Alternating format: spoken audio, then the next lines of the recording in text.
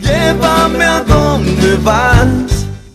Gracias, Jazmín. Volvemos con más noticias en minutitos. Nosotros seguimos con nuestro invitado hablando de los ovnis, si existen o no en nuestro país o en el mundo. También hablando de tu libro, Ronald, OVNIs en el Paraguay, radiografía de un fenómeno desconocido.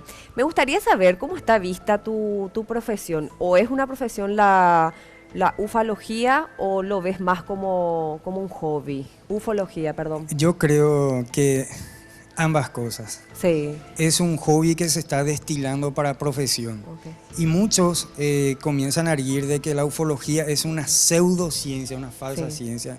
Craso error. Y déjenme decirle a esa gente que realmente es una protociencia. Okay. ¿Por qué una protociencia? Porque se puede ceñir al método científico. ¿Y qué sería protociencia? Algo que puede transformarse en ciencia. Por ejemplo, la alquimia. Camino a ser exactamente. Una ciencia. La alquimia se transformó en la química. La astrología se transformó en la astronomía hoy en día. ¿La ufología en qué? Yo creo que estamos dentro de lo que se conoce como la epistemología, que es el estudio del conocimiento. La ufología está en el estadio del registro histórico, anecdotario, pero en un momento va a explotar. Thomas Kuhn, por ejemplo, uno de los filósofos de la ciencia, decía, cuando las anomalías comienzan a incrementarse en tal grado que ya no se puede explicar, entonces es momento de cambiar nuestros pensamientos. Incluso, traigo a la colación un ejemplo. Hasta el siglo XVI ustedes pueden creer que la ciencia no aceptaba la existencia de los meteoritos porque decían que era un chiste, que era un invento de pueblerino, de gente ignorante. Inclusive uno de los más grandes científicos en aquella época, Cuvier, un famoso científico francés, dijo que del cielo no pueden caer rocas porque no hay rocas en el cielo. Y esto es tan absurdo, hoy en día sabemos que es así.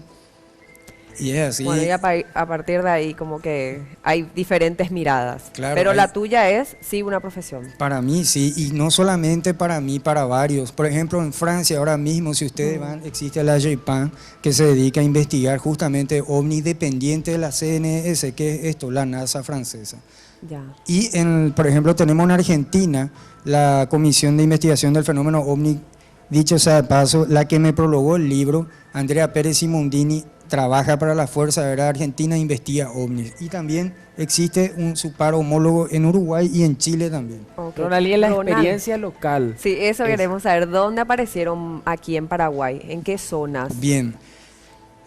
Les recuerdo que estoy colocando en un mapa todos los avistamientos y estoy elaborando toda una base de datos, hay toda una teoría que estoy escribiendo sobre esto aparte. Pero los casos, por ejemplo, el más atávico, el más antiguo fue en el año 1651 en la reducción jesuítica de San Ignacio de Ipané. ¿Y ya se tiene registro? Por supuesto, esto lo había labrado un jesuita, Justo Mansilla.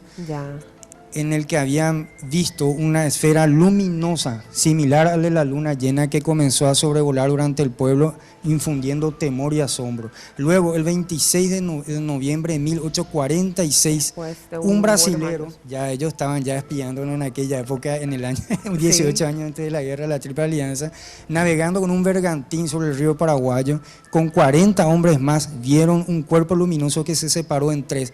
Eran perfectamente geométricos. La observación, 30 minutos. Eso no puede ser un meteoro, es absurdo. Y no solamente eso. Por ejemplo, en el aeropuerto de Silvio Pettirossi tenemos un caso muy fascinante que incluso obligó al controlador de tráfico aéreo a labrar un informe que luego fue depositado en el Ministerio de Defensa, que yo revelo allí en el libro por primera vez. ¿Eso fue en qué año? Fue el 8 de junio de 1991. Es reciente, por así decir. Ahora, ¿hay alguna zona en donde se haya repetido una experiencia como para decir, en esta zona hay más posibilidades de tener un avistamiento? ¿Y cuál es el más reciente? La pregunta del millón, Iván. Y realmente siempre se está estudiando lo que se denomina los hotspots, puntos calientes donde más se manifiestan, pero hasta la fecha eso es simplemente una elucubración. ¿Qué es lo que sucede? Bueno, hay una cierta proximidad hacia los ríos, hacia los cerros, lagos, preferentemente, incluso si yo les llevo a mostrar la gráfica que tengo, hay una alineación por todo el río Paraguay a lo largo de toda la historia. Normalmente donde hay agua y recursos naturales es donde más se manifiestan. No se confunde con la plata y bebé. No, porque brilla. A ver, decimos las características que siempre ven la gente.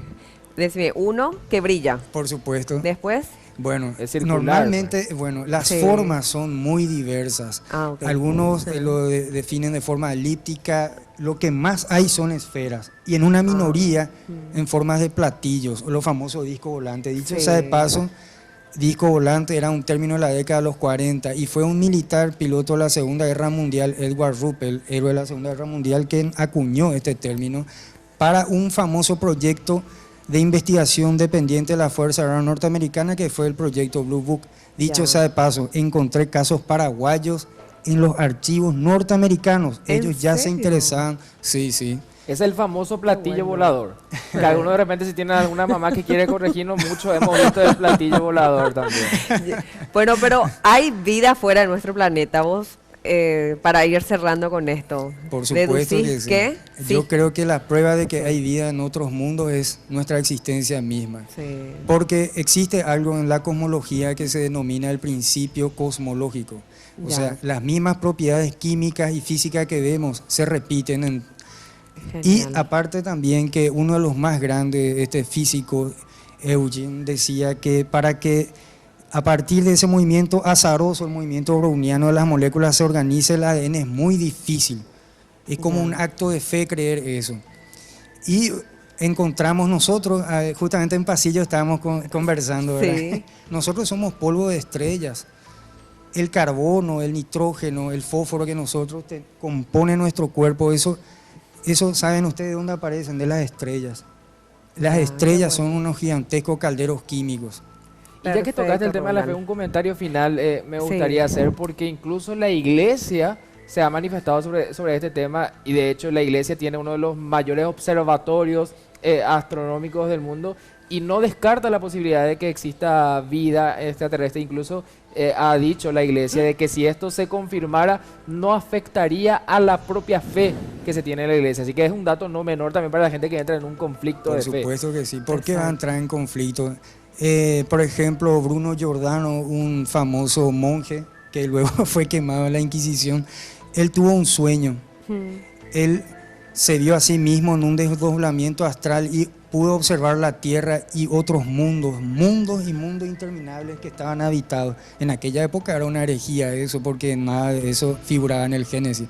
Y lo que decías, Iván, es correcto, porque justamente el padre, el director del Observatorio del Vaticano, había quitado en un boletín del Vaticano, en italiano decía allí, en una impronta bien grande, el extraterrestre es mi hermano, donde mentaba la posibilidad de que, bien, si fuimos creados por Dios, entonces todos somos de la misma familia, por decirlo así.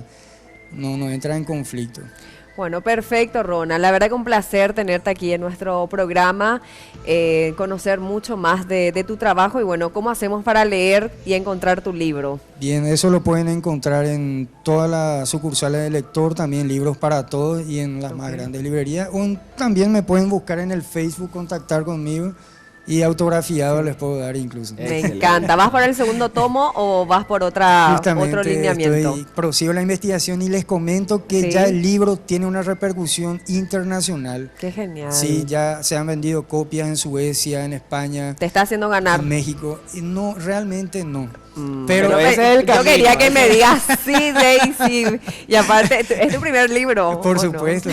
Pero Pero ya vamos por ahí. se está traduciendo al portugués esto. Y bueno, y les eso es comento. importante, Sí, sí, va, así. va a tener trascendencia mundial. Sí. Y ya, Adelante, Natalia. evidentemente acá capaz que un Gracias. poquito más tranquilo, pero después empieza, pero así es, hace un año Sí, hace un año. Y lo estás bueno teniendo de todo buena es que movida. La gente habla en Paraguay. Sí. Y están hablando de nuestro país. Y aparte es el primer libro, así como decís, que habla de este tema. Así mismo. Bueno, hay mucho que marcaste la Muchísimo. diferencia en varios puntos. Excelente, muchas gracias, No, felicitaciones. gracias. Dale. Así conversamos con Ronald Maidana y por supuesto todo este tema que la verdad que es atrapante, me gustó saber mucho más. OVNIs en el Paraguay. Vamos Llévame a donde vas.